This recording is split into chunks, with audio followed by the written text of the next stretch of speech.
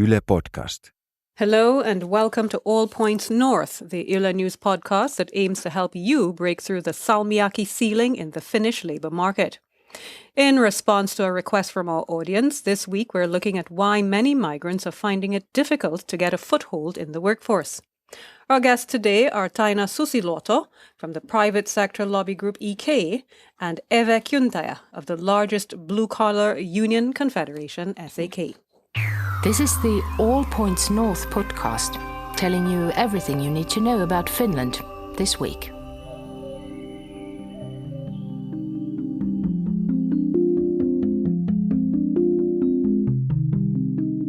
Hello, happy Friday all, and welcome once more to All Points North. I'm Denise Wall of Yle News, and I'm joined by my colleague Mark Odom. How are you, Mark? Well, it's Friday, so I'm doing pretty good, Denise. But enough about me. Let's welcome our guests. First up is Taina Susiluoto of the private sector business organization, the EK. Good to have you, Taina. Thanks for inviting. Excellent to be here. And we also have Eve Kyntäjä. She's a specialist in immigration and integration issues with SAK, the country's biggest union confederation. Welcome, Eve. Thank you for inviting, and nice to be here. Eve, why don't we start with you? The last data I was able to find from the city of Helsinki was from 2016, and it showed that unemployment among migrants in the city was at just over 24%, and that's compared to a little less than 11% for the native population. Do these numbers reflect the data and what you're seeing in your work and professionally? Well, yes, absolutely. It's very problematic, and I think we all have to tackle this problem together. Taina, we keep hearing that Finland has a shrinking population and expensive welfare system that needs to be paid for.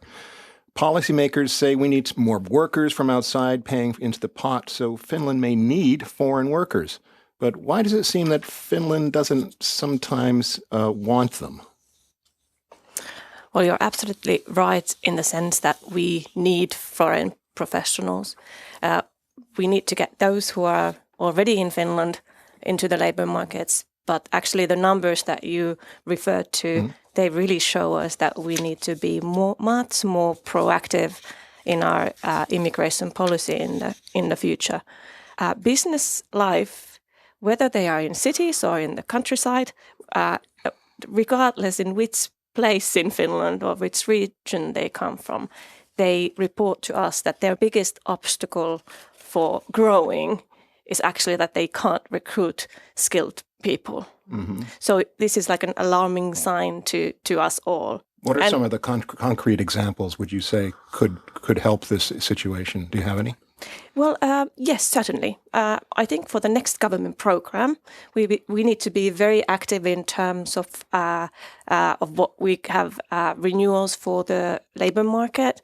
I think we need to make sure that in this very unique and good Nordic welfare system, work is always more attractive for people than staying with the benefits or social welfare system. Mm-hmm. And it's not an easy task. It takes lots of different steps to do it, but I think this is the way we need to go. Well, and on that note, Taina, we're hearing today that the initial results of the basic income experiment have come out, and it seems that based on the information that we have at this moment, this is failing a more detailed analysis of what's happened, that it hasn't succeeded in getting people into jobs more. And then there's the activation model, which is sort of the flip side of that coin that we talked about, right, Mark, some weeks ago, which also has been, not well received.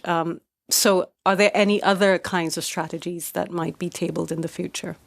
I think probably the politicians will have all these experiments and all the suggestions that have come from different parties on the table when they start negotiating the new government program, and then let's see who is going to be there sitting in the negotiating table.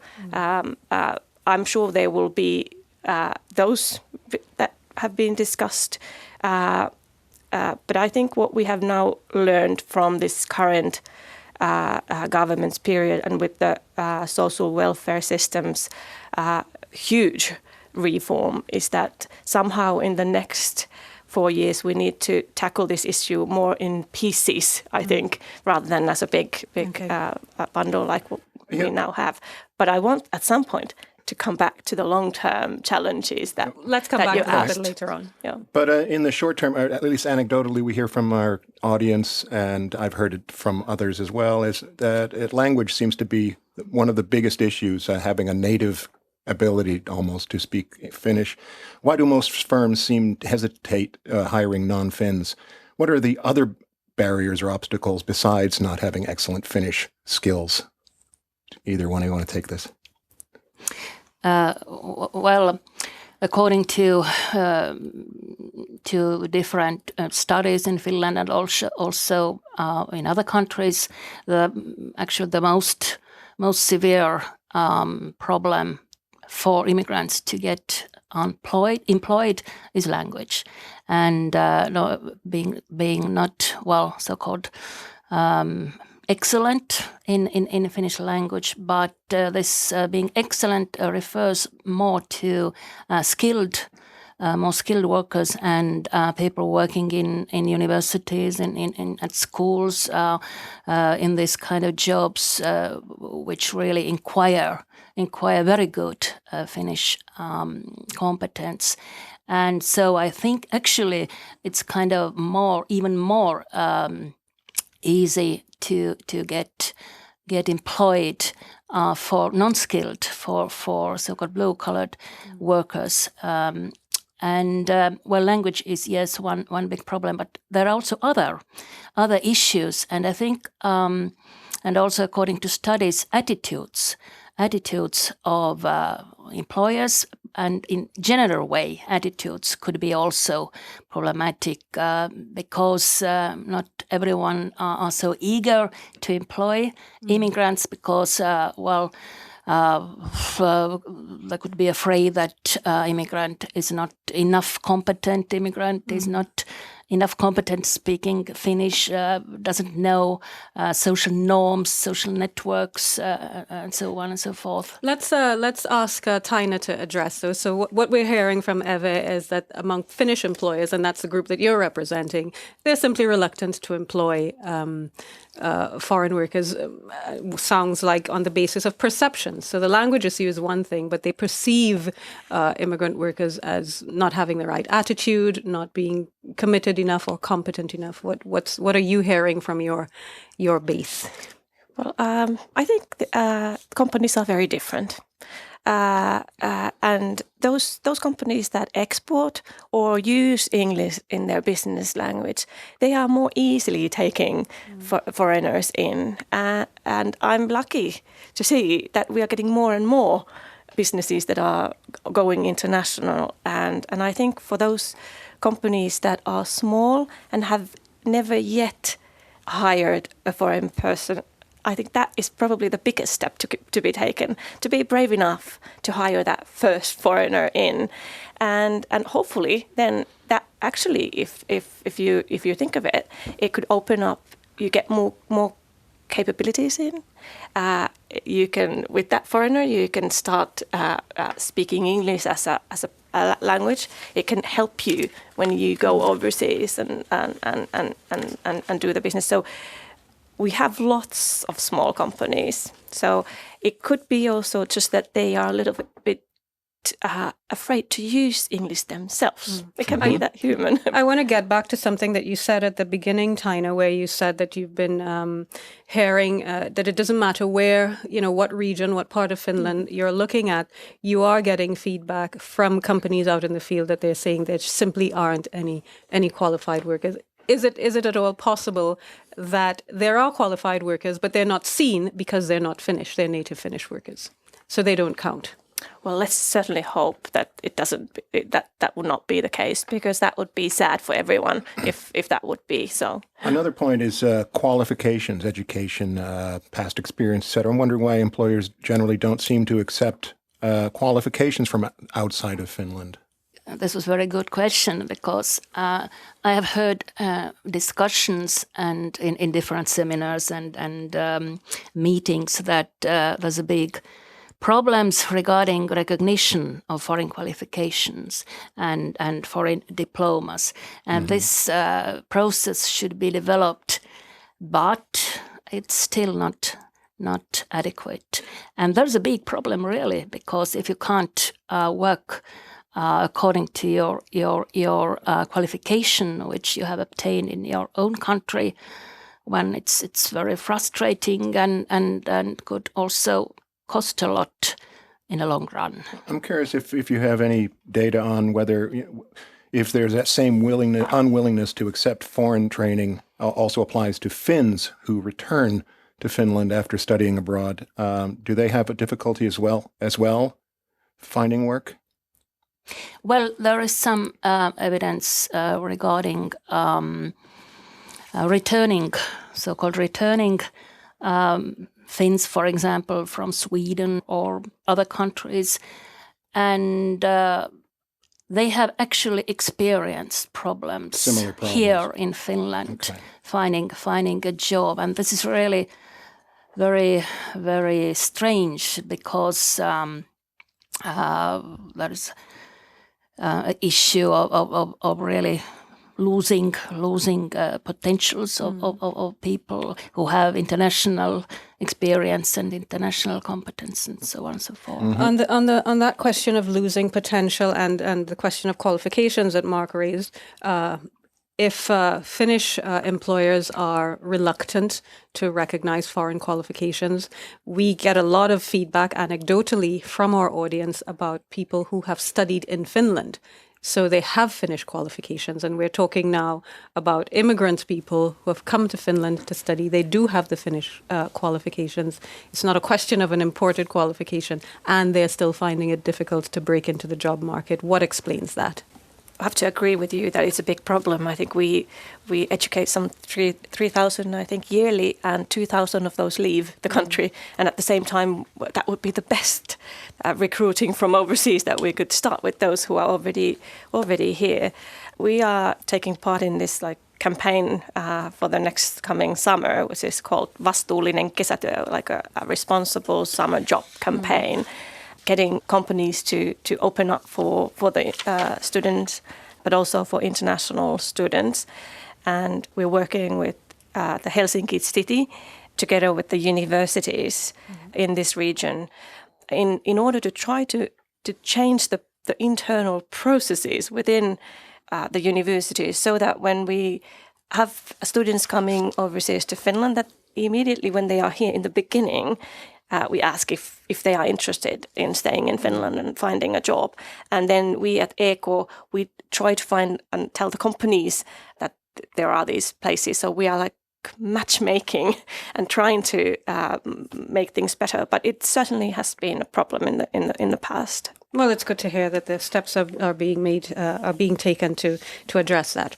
Well, it's time to hear from job seekers who've actually looked for work in Finland. APN spoke with two people about their experiences in the job market. Our first interviewee is Trevor Bayliss. He's a special effects and 3D animation expert originally from London, and he's worked in the local film industry. Trevor has been in Finland for nearly 10 years. He told us he's currently unemployed, living on benefits, and he's had a rather difficult history in the job market. But let's listen to his account of how he first got a foot in the door. I discovered that there were some people trying to make a film. They couldn't really pay people, and they wanted me to do this kind of internship. I kind of had nowhere else to go and no other prospects to get work. So I reluctantly agreed to do this. I think they call it työharjoitus. So after I'd done my 3 months and expected to be hired full time, they just extended it for another 3 months. And that was Trevor Bayliss just giving us a little insight on how he got into the workforce. He eventually ended up in court with that employer after he was fired over a pay dispute. He says he essentially tried to ensure he got the same pay as other people. He says he hasn't been to find work in his field because it's highly networked, and he's now got a bad rap as someone who's willing to file suit to protect his interests. Why can't I choose the career that I want? Why must I be forced to be a bus driver just because I'm in Finland. And if it happens to me, think about this, happens to me as a middle-class, highly skilled white person from London, what happens to people who are not so white, not so highly skilled, not so male even? We heard a very powerful statement there from Trevor, and we'll get back to his comments very soon. But let's first introduce our next interviewee. His experience was the polar opposite of Trevor's. Raghunath Koduvayur has been in Finland for 11 years, and it seems he's had no shortage of employment opportunities in the marketing field. He puts it down to networking, being proactive, and ultimately to selling his personal brand. There is no point in applying for 20 jobs online and praying that you get one of the calls converted. That will definitely, if that's not working for now, the chances that it will work in the future is also very low. So you might as well pursue one particular company that you want to land. So for people who have that kind of internship is ruled out, then I would say that one of them could be that focus on one company, one job, do the work already that's expected of you as a full-time employee, if it is a strategy role. So try to work on the strategy. What should an ideal strategy be for that company? And then send a proposal. Send a 10, 20 slider proposal saying, hey, this is the current state. This is the future. This is where I think it should happen. So add value to your job application, to your CV by doing the work and showing that you are better than others. If it's a marketing role, then try to have a marketing plan. So if you're actually in the market, maybe you may want to try different things. Creating a proposal, as we discussed, could be one. Running your own ads is other. Third one could be, how do you get into events or a speaker slot or something like that? How can you be out there? So don't go by the traditional application process in a company website. And the second thing is there are phone numbers and so on from the hiring managers in every job ad. So try to prepare for that call and then definitely have that call in Finland. If you make a phone call, if you're proactive with a very good set of questions and also maybe some answers for that person, the hiring manager will definitely be interested in you. I, as a hiring manager, will definitely be interested in a candidate who does those things well. And we heard there from Trevor Bayliss and Raghunath Koduvayur, two people whose experiences finding work couldn't be more different. Taina, do you agree that networking is more effective than the traditional approach to job hunting? Well, I would say that you need to do both, certainly. So, but I have to agree. We have asked from like business, our companies, what is it that they're looking for with their workers? They say it's like an entrepreneurial attitude. It's an sort of like a problem solving. Hey, I have come here to solve your problem. Let's make this happen kind of attitude. I was going to ask you about that. I mean, I was actually thinking, and we talked about it, that if networking is so important and, we are speaking among friends here, so we can say that I think very openly that sometimes jobs may be advertised, but they're already filled because of the unseen networks, for example. And if that's the case, what's the role of the employment offices? And why are they still teaching people things like, as we've heard, for example, how to create a CV or how to do an online job search? And when they're skilled people who presumably know how to do these things, why are they still doing that? Well, that's a good question. I think actually there has a lot to be done in this dimension. And one thing, of course, is that there are not too much resources in these employment offices, but I think it's not only the question of resources. There has to be done some kind of reorganizing, doing things. I think some kind of a new narrative should be designed. Can I come into this as well? Sure. Because I think nowadays it's a matter of changing the way you do your work, and the same is true with this TE-toimisto, the employment offices.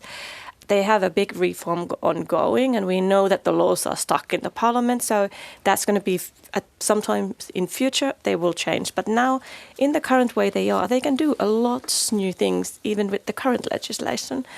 And just the other day I spoke with somebody from the Ministry of Employment and the Economy, and she told me a really good story from Pohjois-Savo in the eastern part of Finland, where they are using like internet-based messy online service. So they're completely doing it in a new way. They have online possibilities so that actually people from the company and people from the TE-toimisto, the employment office, and then the job seekers can meet each other online and then discuss, what is it that you're looking for? What is it that I have to offer? So I think we can do so much more nowadays as long as we are sort of brave in experimenting things. Going onwards from the actual job interview stage, or even trying to get an interview, Trevor said that his employer wanted him to work as an unpaid intern for a 3-month period, and then again for another 3-month period. What's legal and what's not when it comes to unpaid internships for work practice shifts? Actually, we don't like these unpaid works at all. They're becoming more and more common. Yeah. They are becoming more and more common, and not only among immigrants, but also among, native population, but especially with immigrant population, because they are not so good at language, and they also not necessarily don't know their rights and also, obligations, but their rights. Is it legal to offer an unpaid internship? This is not legal. It's not and legal. This we don't agree with this. What's the best way for people to protect themselves in that kind of situation? So, as we heard, Trevor said that he was a bit taken aback, so he did the first one because it was the only opportunity that he had. And then when he had the second time he was asked to do this unpaid internship, what should he have done, would you say? Actually, no, I could advertise our employee rights advisory service at our confederation, which we have set up some years ago in the framework of European Union project, but now we are doing it ourselves. Actually, we give advice and information to those immigrant workers who have problems, questions regarding work, and the main questions are actually when immigrant workers don't understand their working contract. Mm-hmm. They don't understand the content of this working contract. Very often they don't know whether their wages are correct. Then there are questions regarding harassment, also discrimination at work, and other questions, but mostly of wages and not being paid. No, and they can contact in English, yes, in English. Work in Finland at sak.fi. Trevor said that he's not caving in. He's not going to become a bus driver. He wants to work in the field that he has training and experience for. But I'm sure that there are many immigrants who give up and look for work where they can find it. Is Finland in danger, do you think, ladies, both of you now, of developing a sort of a two-tier labor market where you have migrant background workers dominating in fields that are low wage because they cannot get the jobs that they'd like to have or for which they were trained? I think it's really important that everyone gets to do the job that they think is meaningful and purposeful and suits what they want to do, because it's such a big part of everyone's life is the job and the time we spend of our lives at the job. If you look at the numbers now that Finland needs new workers in the future, I would be surprised if we would continue in the way that we can afford to keep people outside of the labor market. It's just absolutely not possible. So at the moment, I think it's actually very driven so that the markets are driving, so to say. Eva, from the union perspective, are you seeing evidence that there might be this kind of dual level system where you have immigrants settling for the low paying jobs because doors aren't opening for them in the areas that they'd like to be employed?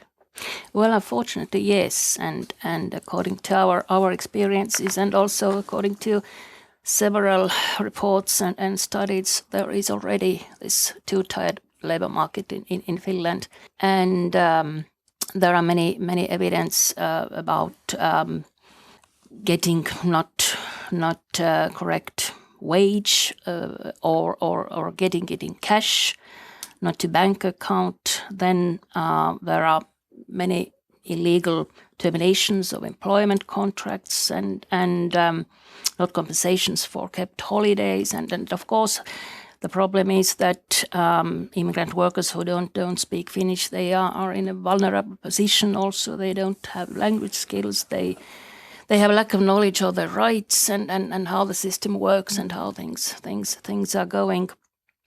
But there's also a brighter side, the sunny side of the street, of course. There are many migrants who have succeeded very well and a lot of foreign background people, immigrants are working in art, in science, medical doctors, nurses, everywhere actually in all kind of sectors, and we should not forget it. And very often this discussion is very problem-centered, and of course it's important to us because these questions regarding two-tied markets, it's our headache. Okay, well mostly. But there's a brighter side. Let's also. leave that segment on that brighter note. Now, we've come to the part of our show where we give our audience a space to sound off. We put out a call on Facebook asking people to contribute comments and questions. Tina mentioned a firm offering two types of work contracts, one less stable than the other. She says that foreigners were given the less secure contract when they started the job, and later on they were offered the more secure one. However, Finns were given the more secure contract right away, and this is apparently because the employer knew that they wouldn't accept the less stable agreement. And this sounds, quite frankly, like discrimination and exactly what you were speaking about a minute ago, Eve. Well, yes, absolutely. Yes. I have to come into this discussion because I think it's also for the responsible employers' job to tell the staff their rights. And I think in Finland, if we look at internationally, we are quite at a good level in terms of labor markets in this sense. If somebody does wrong, it's wrong regardless if it's a native Finn or an immigrant that is as the object of it. What I think is good nowadays is that we have an open society where most of these things will come out. So people should speak out and they should contact somebody if they have a problem in like this. Companies are very aware of responsibility issues nowadays. So if you get like a bad label because that you're not a responsible company, then you will lose out of the competition for skilled, good professionals. For sure. Eva, do we know what kinds of companies or what kinds of business areas we're likely to find these kinds of shady practices happening? What sectors of the economy, or is it more likely that you would have employers paying people in cash, not paying into accounts, sort of providing poor working contracts and so on? Service sector and construction sector. But I actually wanted to say that I also agree with Tina that the majority of employers are doing the fair play, and actually they are also worried because of those small and grey enterprises who are not practicing decent work, and so it's kind of our common headache. You mentioned the service sector and the construction sector. I'm just speaking anecdotally, but I would say that there's a lot of foreigners in those sectors. Isn't that true? Yes. Are those the sectors that are hiring most foreigners, or is it that's the sector that's taking advantage of them? I think both. And also one problem is we can't forget that those posted workers and hired out workers, they have actually the most severe problems, not those immigrant workers who have been employed by a so-called Finnish employer. Okay. Now on to our next comment from the world of social media. Kevin compared employment offices in Finland and the UK. He said employment office staff in the UK are paid on a commission basis. So finding you a job is their bread and butter. They make money when you get a job. In Finland, staff will get paid no matter what, so there isn't as much incentive to get results. Is it time to maybe mix it up a little bit? There was a little talk about that earlier. Yeah, and I think there are experiments to this, like this, ongoing already, and they have some very good early results as well. And the employment services are using private employment companies to help them, and I think this combination is working really good. And we should have more those kinds of incentives to get the job done. Mm-hmm. Yeah. Now I'll move right along and talk about some comments coming from Susan and Mai. And they said that even Finnish qualifications are no guarantee of a job offer here in Finland.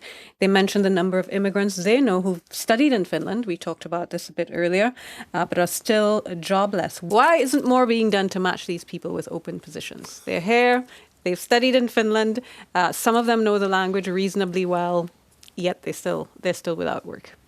Well, there are also some very positive developments in this area, and now actually have a chance to give some good words, for example, about Commerce Chamber of Helsinki region, and they have done a very good job with matching international talents with employers, with companies. So I think this kind of work is very useful, and I like it. I've recently also heard about an organization called International House Helsinki. Have you heard of that one? Oh, yes. There's another comment from Mai, and she asked a question that I've also had in the past, called it the recruitment black hole. It's a phenomenon when you get no response at all to your application letter, as though it's been sucked into a black hole. Taina, Eve, why don't recruiters in Finland bother to respond to job applications, at least acknowledge them? I think we both agree that a polite person would answer and give some feedback. So well, nothing to say to protect. We were a bit shocked for the It was a little shocking. Yes. It's not at all uncommon. Well, that's a Finnish email etiquette, and I think it's a well-known phenomenon, at least among some of us. And actually, I just mentioned that in that Facebook comment, was it from Mai? She talked about a friend of hers who came even from just next door in Sweden, who was shocked at this fact that you just mentioned there, Mark, that people don't get emails. And she said that in Sweden, even if you're a candidate who has not made it to the next round, you get some kind of acknowledgement thanking you for your interest in the company. And in some cases, it's even possible to get feedback about why you didn't advance further in the process. So you're kidding. I kid you not. So I think it's always good to for the companies as well to leave a good mark on the people that have been interested in your business and have been interested to apply for you. Finland is a small country. We are a small, remote northern country.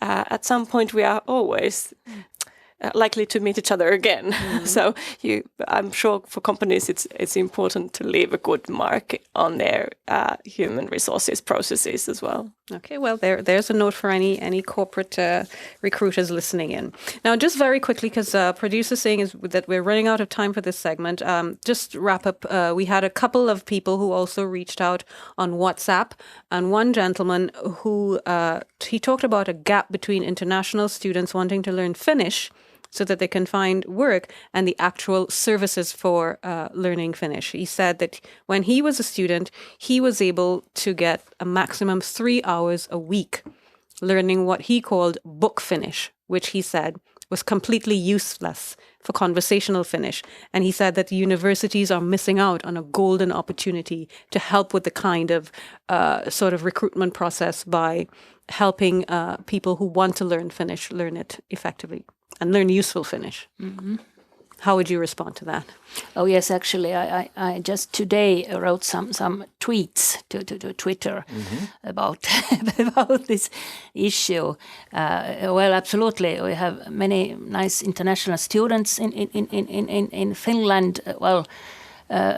Universities, and I think there are really special potential for Finland, and but the one problem why they have problems to get job after graduating is that they can't speak Finnish, and there are actually not many places, working places in Finland where you can work knowing not Finnish at all. There are not so many places. So I also think, and we have also discussed it in different platforms, that it would be useful to provide these international students with more Finnish courses and also Swedish. Now it's kind of minimum. Mm-hmm. We have suggested actually at ECO that we should make as a criteria for any social benefits in Finland the fact that you learn the Finnish language, not that you go to a course. That would not be enough that you go to a course, but that you actually know the language. And I think that in terms of integration would be an important new step ahead. I think that would be rather draconian because there are not many people who come to Finland just for benefits. The vast majority of people, as I recall from the data from Statistics Finland, come to Finland for family reasons. They're not coming to Finland because they want to draw your benefits. Yeah, this was more to do with the refugee integration. Okay, to make this a condition of getting benefits is rather extreme. Let me be clear about it. We are talking about refugee integration, and we think that for that part, it's really, really important to know the language and to get a job. I think getting a job for the refugees is the best integration that you can have for the society. When you come here after a job as an immigrant, a lot of the employment numbers are actually high. Like if you come here with a work permit, the employment numbers are close to 90%. So it's even higher than with native Finns. When we go to immigrants who have come here with the refugee status, and it's something like 40%. So there's a big variety of immigrants. So I don't think we should talk of everybody in the same. I was going to make the same point because I think a lot of people think automatically of asylum seekers when they hear the word immigrant. Let's be clear, absolutely, so that we know what we are talking about. Yes. Yeah. Well, if employers say, as we read in an EK report last week, I believe that. The companies were they said they didn't they couldn't find enough workers that were qualified. Then we have on our side, we hear from a bunch of people who say we're qualified. Why aren't they hiring us? Why can't we get an interview? Why don't they meet in the middle? What about employers maybe teaching Finnish? Why isn't there some sort of, or is there? Have you heard of some programs where employers have been instructing, helping people get their foot in the door by helping them learn Finnish? I think this question apparently no one has ever thought about that. To you, Taina. Well, I know that the companies, when they are competing about skilled professional, they are competing it in an international level, and we in Finland are competing about skilled professional in an international level. The companies are doing a lot in terms of different kinds of educational processes and courses. So it probably depends on the company what they do on their own basis. I think it's a matter of also if those smaller sized companies take the brave step of hiring a non-native Finnish-speaking person, that it can go both ways, that the company's staff can learn maybe English from that foreigner, and then the foreigner can learn Finnish from the staff. So I think it takes two to tango, or how do you say this? That's exactly we need to be more open both ways, I think. Attitudes are very important in this, I think. And I think Finland is changing all the time. And you can see it already in the bigger cities. So And I think you make a good point. Just to say that, when we're talking about competing for skilled workers, a lot of these people are working in the areas of technology and research. And I think in those fields, the lingua franca is English anyway. There's a lot of tech information and research. The lexicon is English. So the insistence on Finnish is maybe for the coffee machine conversation, more like, and people can learn those in different ways, as you point out. And maybe, as Mark said, employers can help bridge the gap there. But we have to move on. If you have something on your mind, just send your audio message to our All Points North WhatsApp account. Our WhatsApp number is +358 44 421 0909. Tell us what's on your mind, and your comment or question might be heard on our next show. And now it's time to have a look at some of the news stories that we covered this week. First up, readers were drawn to Egan Richardson's report from the UK on how Brexit is affecting some of the roughly 20,000 Finnish citizens living in Britain. The report found that Finns, like their 3 million European counterparts in the country, are worried about their post-Brexit future. And our audience positively devoured a story about the Finnish electronic music star Darude, likely often pronounced elsewhere as Darude. He was chosen to represent Finland at the Eurovision Song Contest in Tel Aviv in May. The DJ musician is best known for his trance instrumental earworm Sandstorm, which was released nearly 20 years ago, and I can hear it. You can hear it? No, I think that's Bonanza. No way! I think that's Bonanza, Denise. Finally, readers liked our story on daylight saving policy. Last Friday, the government said it supports scrapping seasonal daylight saving for permanent standard time. Citing public health and other benefits, the government said that it supported adopting the permanent use of winter rather than summertime. But Finland cannot decide to abolish daylight saving time on its own, as any change on the matter requires a unanimous decision at the EU level.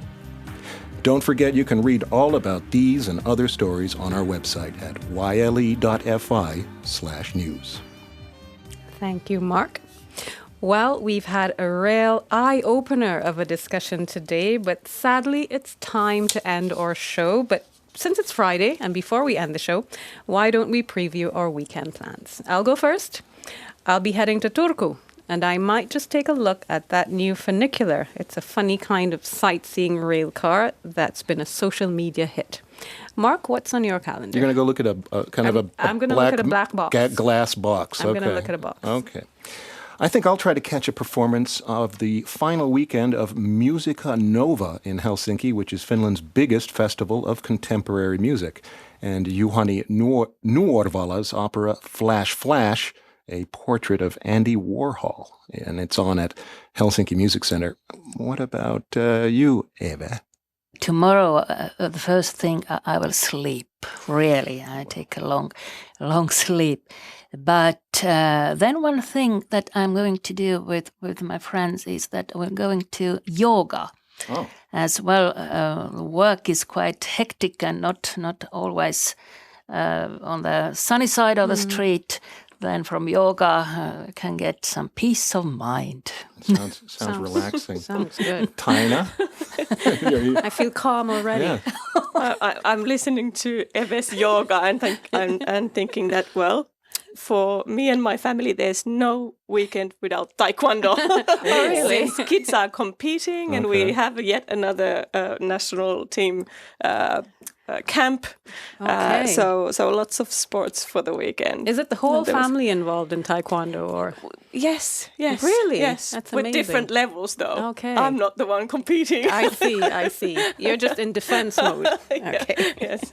Well, that all sounds super, folks. On that note, we'd like to thank our contributors and other people who called into the show, or wrote into the show, rather.